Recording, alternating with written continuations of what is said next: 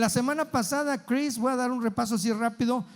Él compartió la visita del apóstol Pablo en Efesios. Bueno, no fue una visita, estuvo varios años ahí, pero al inicio él se encuentra unos discípulos que no habían escuchado que había Espíritu Santo. Entonces él les habla acerca del Espíritu Santo, los bautiza en el nombre de Jesús y impone sus manos, y el Espíritu Santo cae sobre ellos y empiezan a hablar en otras lenguas. Pero la gente se empieza a convertir en Efesios, se empieza a hacer ahí un alboroto fuerte, como ustedes lo pueden ver en ese capítulo. Y también Cristo nos habló de un hombre llamado Demetrio. Era un hombre que fabricaba imágenes del templo de la diosa Diana, porque en Efesios adoraban a una diosa y tenía un templo grande, y ahí había un gran negocio de artesanos que fabricaban figuras de la diosa Diana y del templo Diana. Entonces cuando la gente se empezó a convertir, ¿qué creen que pasó? La gente empezó a dejar de comprar esas imágenes. Y entonces la gente se enojaron. Demetrio empezó a juntar a sus amigos y se amotinaron y querían matar a Pablo. Pero rápidamente las personas que habían recibido el mensaje le dijeron a Pablo: tienes que salir de aquí. Y contra su voluntad Pablo sale, y es a donde nos encontramos en el capítulo número 20, que Pablo sale de la ciudad de Efesios, tiene otras visitas de otras ciudades y después quiere regresar a Éfeso. Pero lo que le había sucedido, algunos le aconsejaron que mejor se quedara en esa ciudad, y mandó a traer a los líderes a los discípulos de Éfeso. Y es a donde el tema que nos lleva el día de hoy. En el capítulo 20, los versículos 17 al 21 es lo que vamos a ver el día de hoy. El comportamiento, número uno, lo que vamos a ver, lo que es un discípulo. ¿Cuál es?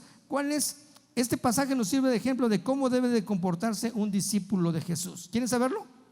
Número uno, el comportamiento de un discípulo debe de ser un ejemplo para la gente. Y eso lo tenemos en el versículo número 17 y 18. Enviando pues desde Mileto a Éfeso, hizo llamar a los ancianos de la iglesia, y cuando vinieron a él les dijo: ustedes saben cómo me he comportado entre ustedes todo el tiempo desde el primer día que entré en sus casas. Entonces Pablo les dice: ustedes saben cómo me comporté. El comportamiento de un discípulo debe de ser un ejemplo para la gente. Ahora les hago una pregunta: ¿cuántos de nosotros podemos hacer esta afirmación ante nuestros familiares? ¿Cuántos de nosotros podemos decirle, tú sabes, a nuestro vecino, tú sabes cómo me he comportado, tú me has visto con mi conducta? A nuestros hijos, tú has visto cómo he tratado a tu mamá, así trata a tu esposa. ¿Cuántos podemos decirle a los compañeros de trabajo: ustedes saben mi comportamiento desde que yo entré en este trabajo, he sido una persona que no digo mentiras, que no robo, que no miento, que no maldigo? ¿Cuántos de nosotros podemos decirle como Pablo: ustedes saben, ustedes vieron cómo me he comportado entre ustedes? Yo creo que muchos de nosotros dejamos mucho que decir de nuestro comportamiento aún entre nuestros familiares. Pero el discípulo, número 2, el discípulo sirve al Señor con toda humildad. Es el versículo 19 que dice: sirviendo al Señor con toda humildad y con muchas lágrimas, pruebas que me han venido por las acechanzas de los judíos. Pablo servía al Señor ¿con qué? ¿Con qué? A mí me gusta que me contesten, ¿con qué? Con humildad y con muchas ¿qué? Lágrimas. Ese era el comportamiento de Pablo. Su comportamiento era correcto, pero además servía. No le servían a él, sino servía. Y servía con humildad y a veces con muchas lágrimas. Sí, con muchas lágrimas. Doy gracias a Dios por los ministerios que tenemos aquí en Vino Nuevo, y qué bueno el de Stream Kids que acabamos de ver. Pero vemos ministerios desde el estacionamiento hasta aquí dentro del área, la gente de bienvenida, los que están recibiendo allá en el cuarto, los que reciben a Cristo, gente numerosa. Tenemos más de 1000 servidores aquí en esta congregación. ¿No les da gusto? ¡Ey, sí! Un aplauso a esos servidores, a los maestros que domingo a domingo se reúnen para servir a Dios, sabiendo que no lo hacen para el hombre, lo hacen ¿para quién? Para el Señor, para el Señor. Así tenemos que servir. Pero en alguna ocasión invité a un hombre a que sirviera en un ministerio y me contestó algo que me dio tristeza. Pero vamos a ver si me ponen la figura ahí de una persona ahí que le pidió a su pastor que le diera. Dice: cuando le dije al pastor que quería servir, pensé que me iba a poner a predicar, y nada que lo pusieron a limpiar ahí. Muchos de nosotros no servimos porque decimos: es que tengo que servir en el estacionamiento, tengo que servir aquí en acomodar a la gente, en dar la bienvenida. No queremos la plataforma, ¿verdad? Queremos que nos vean, queremos que las luces, pero no queremos servir. Pablo decía que lo hacía con humildad. El servicio, ¿saben una cosa lo que hace el servicio? Bueno, les voy a decir, cuando yo le dije a este hombre: ¿por qué no sirves en un ministerio? Mira, Vino Nuevo necesita mucha gente. Dice: ¿sabes qué?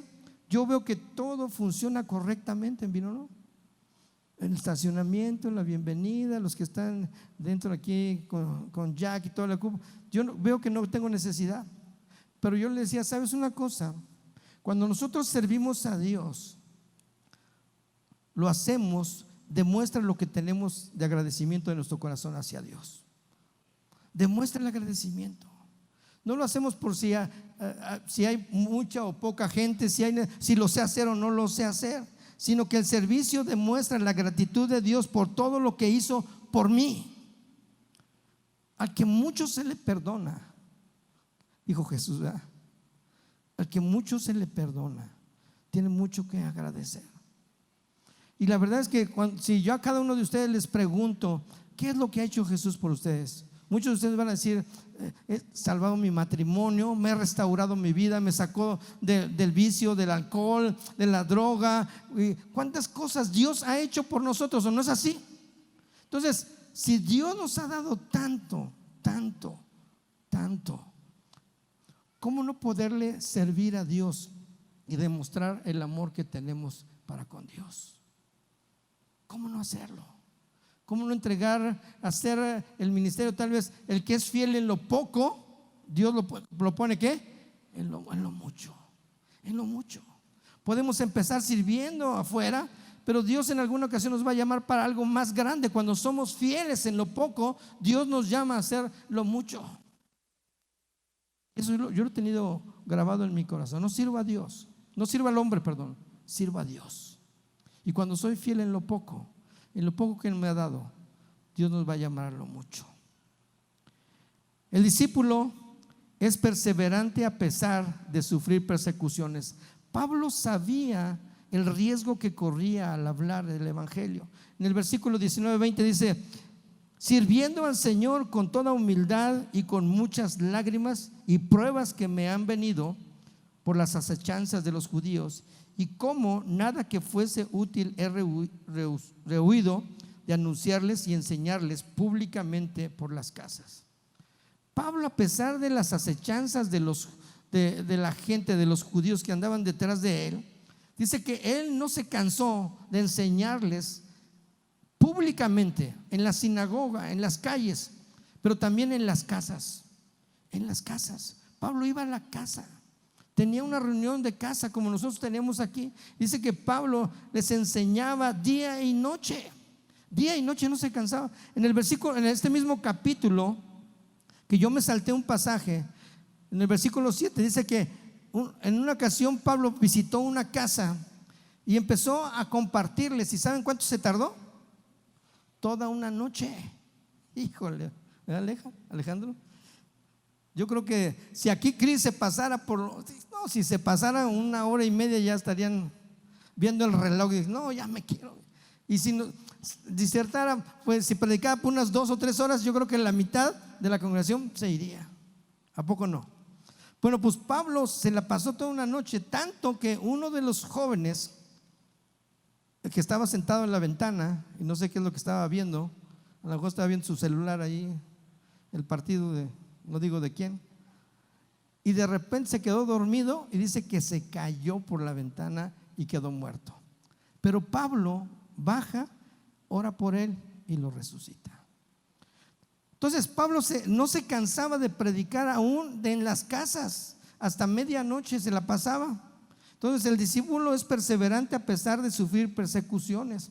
Así nosotros, si queremos ser discípulos de Cristo, a pesar de los problemas, de las luchas, de la oposición que tengamos, tenemos que seguir compartiendo la palabra de Dios.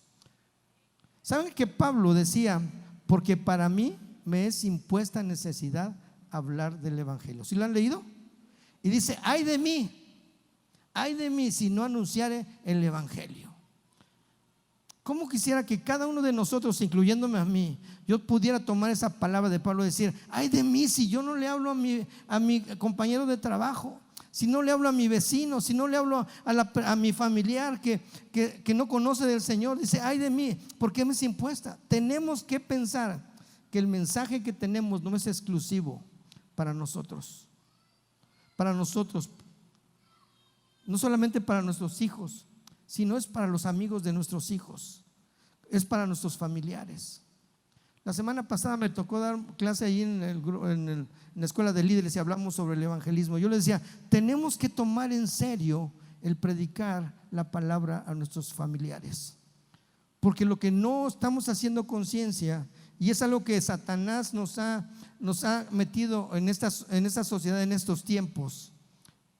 ¿Saben una cosa? El engaño más grande que tenemos es que creemos que el infierno no existe, y ya pocas veces lo mencionan aquí. Ya no. Pero ¿saben una cosa? Cuando alguien muere sin Cristo, no solamente vive a la eternidad sin la presencia de Dios, sino que se va al infierno. No lo digo yo, sino lo dice la Biblia. Es el infierno. Entonces tenemos que tomar en serio la predicación de la palabra a nuestros familiares, a nuestros hijos. Tenemos que estarles predicando el evangelio. Tenemos que pensar en el mensaje que no es exclusivo para mí. Yo ya soy salvo, ya los demás. No. El discípulo no hace distinción de persona. En el versículo 21 dice Pablo: testificando a judíos y a gentiles antes del arrepentimiento para con Dios y de la fe de nuestro Señor Jesucristo. Entonces Pablo no hacía distinción de personas. Había un grupo de judíos que decían que solamente la venida de Jesús era solamente para ellos. Ellos no querían que los gentiles recibieran el evangelio. Pero si se acuerdan, en algunas otras semanas que Chris nos habló acerca de cómo Dios tuvo que hablarle a Pedro y demostrarle que la salvación no nomás era para los judíos, sino también para los gentiles. Nosotros no tenemos que hacer distinción de personas. No tenemos que hacer distinción niveles sociales. Si alguien tiene más, alguien tiene menos, si es blanco, si es moreno, si es chaparro, si es alto. No tenemos que hacer ninguna distinción de personas ni nacionalidad. Qué bueno que aquí tenemos de diferentes nacionalidades. Y un tiempo estuvimos recibiendo gente que venía de diferentes países de Centroamérica, y aquí se les estuvo ayudando. No hacemos distinción de persona. Pablo no lo hacía. Entonces nosotros estamos abiertos a recibir a todas las personas que vengan a Jesucristo a este lugar. El número 5, el discípulo está dispuesto a morir. A morir. ¿Verdad? A ver, levanten la mano los discípulos, el número 13. Dispuesto a morir. Jesús declaró: si alguien quiere ser mi discípulo, que se niegue a sí mismo, lleve su cruz cada día. ¿Y qué? Sígame. Cada día. Si alguien quiere ser mi discípulo, no es nada más, bueno, pues sí, no. Él le dice: tienes que negarte a ti mismo. Tienes que negarte a tu yo. Y luego sígueme. Pablo, vamos a leer ahí mismo en Hechos, vamos a seguir en el versículo 22 y 24. Pablo dice que no sabe lo que le va a pasar a Jerusalén. Dice: ahora he aquí, ligado yo en espíritu, voy a Jerusalén sin saber lo que allá me ha de acontecer. salvo que el Espíritu Santo por todas las ciudades me da testimonio diciendo que me esperan prisiones y tribulaciones. El versículo 24 dice: pero de ninguna cosa hago caso, ni estimo preciosa mi vida para mí mismo, de tal que acabe mi carrera con gozo. Qué tremendo, ¿eh? Hasta dónde Pablo lleva su compromiso de ser discípulo con Jesús. Dice: yo de ninguna cosa, yo sé que me quieren matar, me han querido golpear, me han llevado ya a la cárcel, me han golpeado, pero dice: de ninguna cosa hago caso, ni estimo preciosa mi vida, ni estimo. En otra declaración, Pedro decía: porque para mí el vivir es Cristo. ¿Se lo saben? ¿Cómo dice? Porque para mí el vivir es Cristo y el morir es ganancia. Es ganancia. Y luego dice: mas si el vivir en la carne resulta para mí en beneficio de la obra, no sé entonces qué escoger, porque de ambas cosas estoy en estrecho, queriendo estar con Cristo, porque es muchísimo mejor. ¿Saben que estar con Cristo es muchísimo mejor? ¿Cuántos lo saben? Dice que allá no va a haber más llanto ni más dolor, que estaremos ya en un cuerpo que va a tener enfermedad. Entonces, ¿cuántos quieren ver a Jesús, a Cristo? ¿Quieren estar con Cristo? A ver, levanten la mano. La mayoría. ¿Cuántos se quieren morir? ¿Qué pasó? Ahorita la única manera de ver a Jesús es morirnos. A ver, ¿cuántos quieren ver a Jesús? Ya les hago la segunda pregunta. Porque para mí el vivir es Cristo y el morir es ganancia. Pero fíjense bien lo que Pablo termina diciendo con este versículo: teniendo el deseo de partir y estar con Cristo, yo lo deseo, lo cual es muchísimo mejor, pero quedar en la carne, o sea, quedar vivo, es más necesario. ¿Por causa de qué? Por ustedes. Él por ustedes. Él se preocupaba predicar la palabra. Él pasaba de pueblo de pueblo. En ese mismo capítulo dice que los discípulos que lo andaban acompañando, ellos decidieron irse por mar, pero Pablo dijo: yo quiero ir por tierra. Y él empezó a ir por tierra, pasando, y por cada poblado que pasaba, él predicaba el evangelio. Predicaba el evangelio. ¿Hasta dónde lleva a Pablo su compromiso con la comisión que Jesús le había encomendado? Porque para mí el vivir es Cristo y el morir es ganancia. El discípulo número 13, que somos todos nosotros, debemos tomar el ejemplo de Pablo. Debemos estar dispuestos a morir. Hoy, gracias a Dios, vivimos en un país libre. Podemos predicar el evangelio. Nadie nos va a apedrear. Tal vez lo máximo que nos llega a pasar es que nos digan de cosas, ¿verdad? Nos digan fanáticos, pero no nos van a meter a la cárcel. A lo mejor no nos hacen caso, ¿verdad? Pero eso es lo único. Y no estamos hablando de la muerte como lo tenía Pablo, que por cada vez que predicaba lo tenían que sacar a veces por una canasta, o tenía que salir de la ciudad, sino que nosotros tenemos ahora que morir a nuestro yo. Tenemos que morir a nuestro orgullo, nuestra complacencia, nuestra autodependencia, a hábitos que, si bien no son pecados, no nos dejan avanzar en el reino de Dios. ¿Sí? Es a lo que tenemos que morir. De veras, hoy nos hemos convertido en cristianos cómodos. ¿No se han dado cuenta? ¿No se han dado cuenta de eso? Sí. Hoy en este tiempo tenemos bonitos edificios, tenemos luces muy bonitas, tenemos músicos muy profesionales, ahí Dani, muy profesionales, sale hasta humito cuando están cantando aquí. Tenemos bancas cómodas para que no se nos canse la conciencia. Estamos cómodos. De tal manera que cuando les hablamos de salir y ir a un retiro, ir allá a servir a la sierra, a ver, levanten la mano, ¿cuántos van? Y nada más hay como 2 o 3, 4, 5, 6. Ir a la sierra. No queremos salir de nuestra comodidad. Tenemos que hacer morir nuestra autocomplacencia. nuestra autocomplacencia. Tenemos muy cómoda nuestra iglesia. Hay un relato muy curioso en la Biblia que me llama la atención. Siempre me ha llamado la atención y nunca había tenido oportunidad de hablar de él, pero hoy lo voy a hacer. Y es Marcos. Marcos relata cuando Jesús es tomado preso y lo van a llevar para ser ante los sacerdotes. Hay un joven que con una sábana se tapa y anda queriendo ver a Jesús, qué es lo que van a hacer, y lo va siguiendo de lejos, lo va siguiendo de lejos. Y ahí va. Pero de repente los soldados se dan cuenta que este joven venía siguiéndolos, y como también tenían que tomar solamente juntamente con Jesús, tomar a los seguidores de Jesús. No agarraron a los discípulos porque salieron pelas luego corriendo. Pero este joven se fue siguiéndolo, y cuando los soldados quisieron agarrarlo, ¿saben lo que pasó? ¿Alguien ha leído eso? Dice que cuando lo quisieron atrapar, él prefirió que le quitaran la sábana con la que estaba cubierta y salió corriendo desnudo.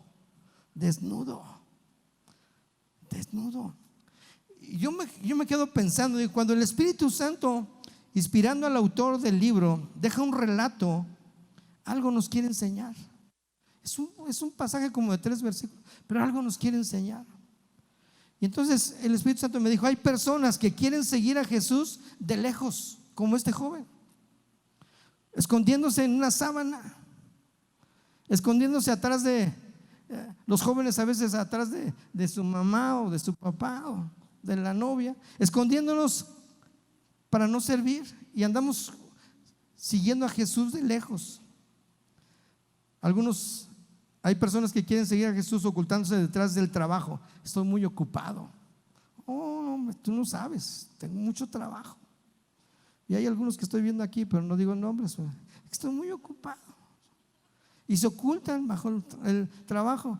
Cuando alguien me hace una pregunta, cuando algún hombre yo lo invito a la sierra o a un congreso de hombre a hombre, me dicen: es que soy muy trabajo. Entonces yo digo: pues Oscar no trabajará. Oscar, a lo mejor no trabajas, o sí trabaja. No trabaja. Pero los hombres, todos los hombres que van a un retiro o a un congreso, todos tienen trabajo y negocio. Pero nos ocultamos. Algunos se ocultan en el trabajo. Estoy muy ocupado, de verdad quiero servir. De verdad, sí quiero servir. Sí quiero, de verdad, pero no puedo. Otros se ocultan detrás de su esposa e hijos. Es que Dios dice que debo atender primero a mi esposa y mis hijos, entonces me tengo que quedar en casa a cuidar a mi esposa y no puedo servir. Otros hasta detrás de la suegra se andan escondiendo. Es que la tengo que cuidar a la suegra. Me ha tocado a mí cuidar a la suegra. Tengan cuidado, hombres, mujeres, tengan cuidado, porque no sea que Dios un día les quite esa sábana, eso que con la que se están tapando, y se descubra lo verdadero que hay en su corazón. Lo verdadero que hay en su corazón. Porque la palabra de Dios dice: donde está tu tesoro, ¿qué? Allí está tu corazón. Y lo que es importante para nosotros, le damos ¿qué? La prioridad, le damos tiempo. ¿Sabe cómo se determina la prioridad de un hombre? En el tiempo que le da. En el tiempo que está dispuesto a sacrificar. Esa es la prioridad. Entonces tenemos que tener cuidado como este joven. Cuando Jesús llamó a los discípulos, eran hombres que trabajaban. No estaban de flojos, eran pescadores. ¿Se acuerdan de Pedro? Estaba pescando. Y vengan en pos de mí y los haré pescadores. Y dice la Biblia que dejando sus redes se fueron tras él. Fue con Mateo y le dijo a Mateo: sígueme. Y Mateo dejó lo que estaba haciendo y le siguió. Y así con cada uno de los discípulos, incluso con Judas. Judas estuvo dispuesto a dejar y a seguir a Jesús. Cada uno de ellos. Pero hubo otros que no. Recordemos al joven rico. El joven rico.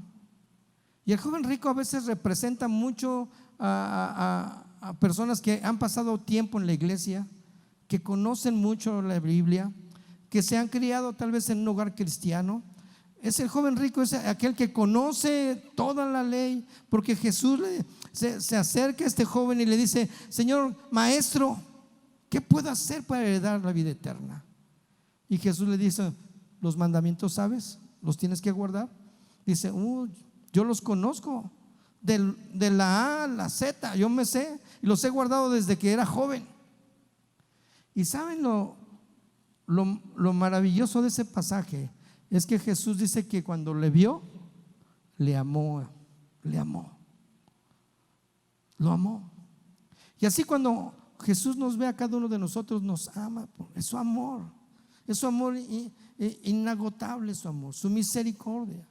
Amó a este joven, aunque sabía que su corazón estaba lejos de él. Y entonces le dijo: ¿sabes? Anda, vende todo lo que tienes y dalo a los pobres, y ven y sígueme. Ven y sígueme. Y dice la Biblia que se alejó triste porque tenía muchas riquezas. Y entonces Jesús, mirando alrededor, dijo a sus discípulos: cuán difícil entrarán en el reino de Dios los que tienen riquezas. Los discípulos se asombraron de sus palabras, pero Jesús, respondiendo, volvió a decir: hijos, cuán difícil le es entrar en el reino de Dios a los que confían en sus riquezas.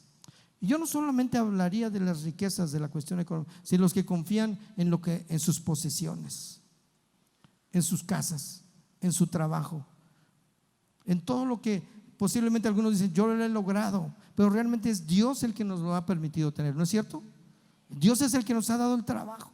Pero a veces ponemos nuestra mira, nuestra confianza no en Dios, sino en lo que tenemos, en el banco, lo que tenemos en la cartera, en nuestro negocio.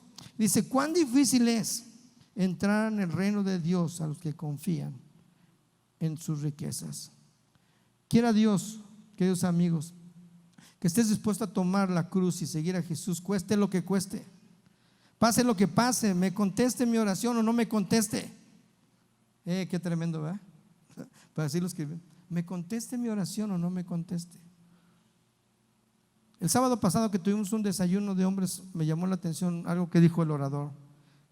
El creyente camina por emociones, pero el discípulo camina por convicción. Tremendo, ¿verdad? El creyente, sí, el servicio estuvo muy bonito, cantamos, los de la alabanza cantaron los cantos que me gustan, lloré, levanté, se van y pum, se olvidaron. Sí, pueden pasar los músicos, por favor. Pero el discípulo camina por convicción.